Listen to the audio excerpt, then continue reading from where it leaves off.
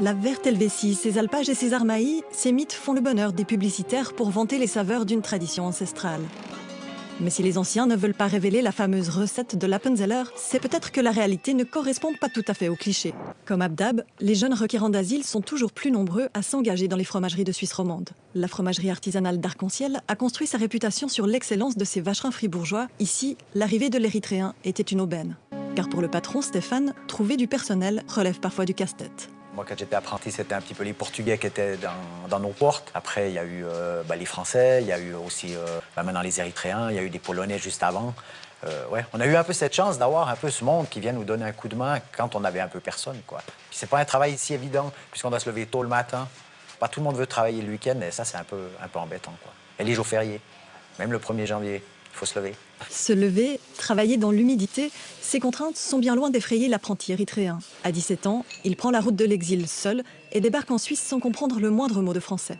Ouais, on se croit toujours que nous, on a fait une vie très dure parce qu'on a dû travailler très jeune et tout ça, mais eux, ils auraient voulu faire notre vie, puis ils ont dû d'abord fuir leur pays. Quand on entend l'histoire d'Abdab, des fois, ça fait chaud au cœur, quoi, parce que c'est pas évident quand on a traversé des pays à pied et puis se cacher, se faire arrêter. C'est pas facile. Que nous, on a presque tout, puis on se rend même plus compte, quoi. Depuis 5 ans, Stéphane transmet patiemment son savoir-faire à Abdab. S'accrochant à sa formation, l'apprenti fromager gravit les échelons un à un et peut toujours compter sur le soutien de son chef. Il y a 2 ans, Abdab est sorti meilleur apprenti de sa volée en industrie laitière. Aujourd'hui, il vise un CFC et l'heure des examens finaux approche. J'ai jamais fait un grand examen comme ça et je me stresse un peu. C'est ici, à l'Institut agricole de Grangeneuve, que sont formés tous les apprentis des métiers du lait en Suisse romande. Les jeunes s'y retrouvent une fois par semaine. Et si ça parle souvent le tigrignat à la pause, c'est qu'on se transmet le filon de ces formations au sein des communautés étrangères, notamment érythréennes. À la fin de la pause, c'est français pour tout le monde et pour beaucoup, cela représente le principal défi de l'apprentissage. Il y a une R ou même 2 R, 2 S. Malgré la difficulté, ils y mettent tout leur cœur car l'enjeu pour eux est essentiel. Sans le diplôme, tu dois juste dire oui, oui, oui, oui, parce que tu ne connais pas et tu devrais tout le temps montrer les choses. Mais en faisant les diplômes, tu sais faire les choses officiellement.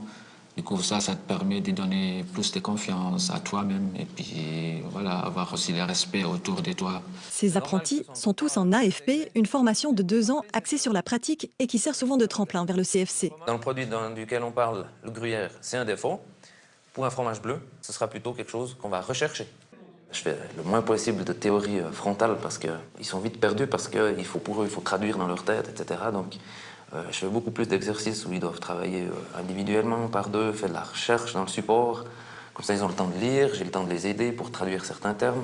On travaille aussi beaucoup par groupe, aussi avec le jeu, ça permet d'échanger, ça permet de l'entraide entre eux. Dans ce cursus, les Suisses se retrouvent désormais presque en minorité. Mais pour Émile, gruyérien de 16 ans, ce n'est pas une inquiétude.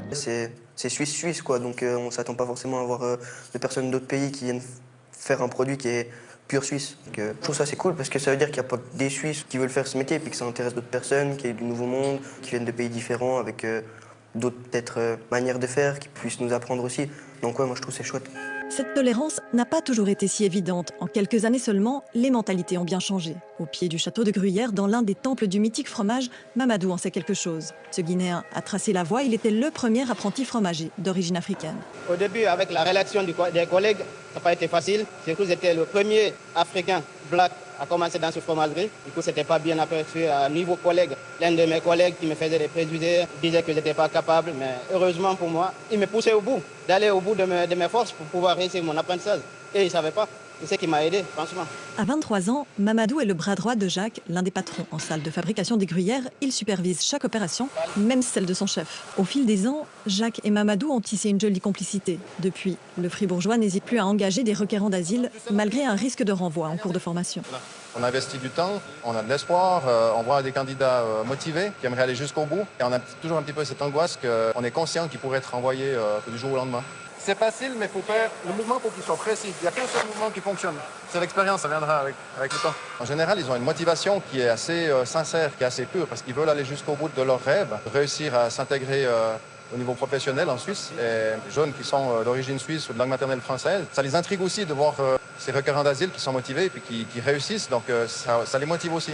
À la maison du gruyère, Mamadou est partout. En cave, c'est lui qui enseigne l'art d'affiner les vacherins aux autres apprentis. Dans la rangée parallèle, c'est encore Mamadou qui s'occupe de piloter le robot qui frotte les gruyères.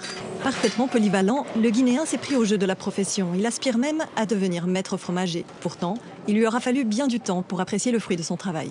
Maintenant, j'aime le fromage, mais au début, franchement, quand j'ai eu le premier fromage qu'on m'a donné, j'ai dit ça pue. J'ai pas aimé le goût parce que je ne connaissais pas, c'est ça le problème. Mais depuis que je suis dans le métier, franchement, c'est une bonne chose, quoi. Quel beau exemple pour ces réfugiés qui trouvent du travail. Et plus jamais je mangerai du vacherin fribourgeois avec les mêmes yeux.